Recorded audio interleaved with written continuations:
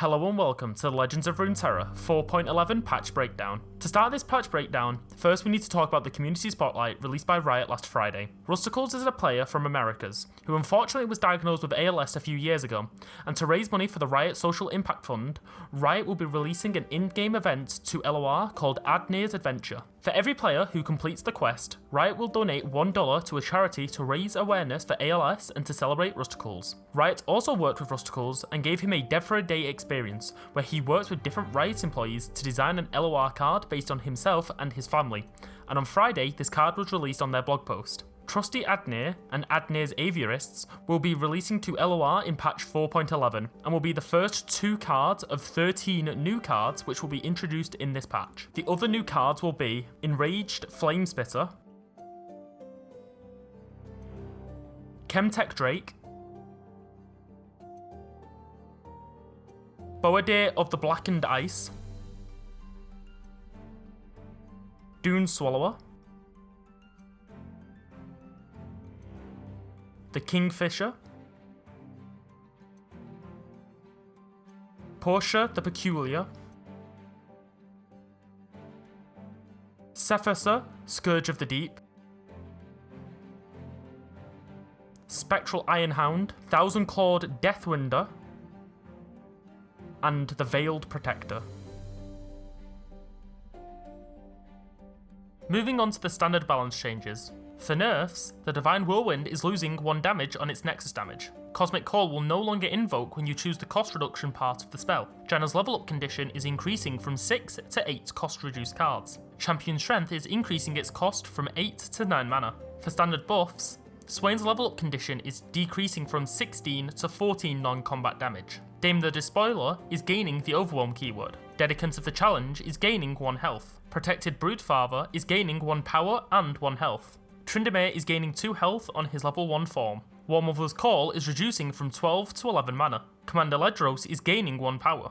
Necrotic Arachnoid is gaining the Fearsome keyword. Spirit Leech is gaining 1 health. The Ether Fiend is reducing its cost from 7 to 6 mana, but will also be losing 1 power and 1 health. And finally, for the standard changes, the Corrupted form is reducing its cost from 3 to 2 mana.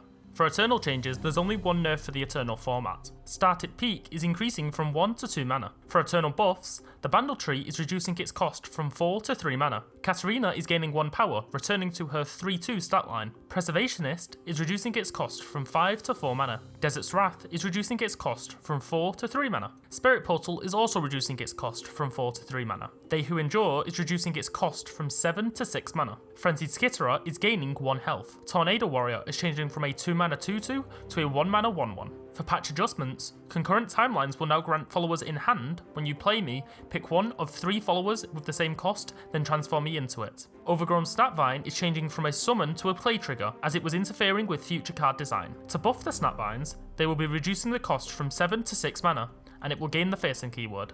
Moving on to cosmetics. In this patch, we are being introduced to the Remix Rumble skin line, which was just revealed as the title of the next set for Teamfight Tactics. With that being said, we are receiving 5 skins in patch 4.11 for the Remix Rumble skin line. These are for Jhin,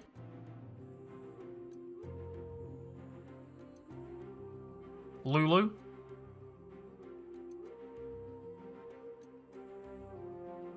Ziggs,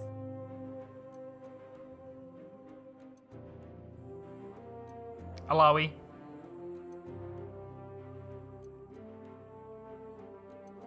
and finally Bard.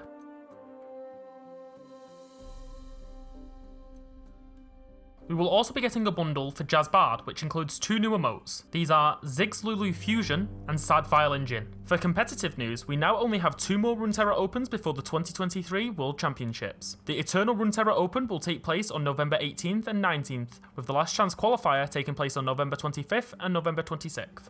Riot has also announced that the Runeterra points ladder cutoff for this season will be moved forward a week to allow them time to calculate the points and invite people to the World Championships. The ranked ladder cutoff time will be November 27th at 2 AM PT. Riot has also announced that the ranked season and the gauntlet will end and close on December 6th at 9 AM PT. This means there will be no competitive LOR until the start of next year, and all focus will be on Worlds on December 14th. For the Last Chance Qualifier on November 25th, there will be no Runeterra points or prize pool awarded to players, as the top 2 people who make it to the final for each region will be invited to Worlds. However, Riot will be giving away an exclusive badge to players who can win enough games during the tournament. This badge is for any player who can get 3 wins in the last chance qualifier. Oh, and just to let you know, you cannot use Prime Glories for the last chance qualifier as they will not be able to be used. And for 8 wins, there's a super secret badge themed around an upcoming champion, so make sure you keep your eyes out for that one when it's revealed. And finally, as always, there is a few bug fixes this patch, with the main one being that Balin the Benevolent will now correctly die to Sunburst when it's played on Daybreak, and Sigils of the Storm will no longer be consumed when an ally is buffed to a Titanic state on play. That's all for this month's patch breakdown. I will see you in 4 weeks for patch 4.12, which will be the next Fate's Voyage expansion, which will bring 3 new champions and a new event pass. Thanks for watching, and I'll see you next time.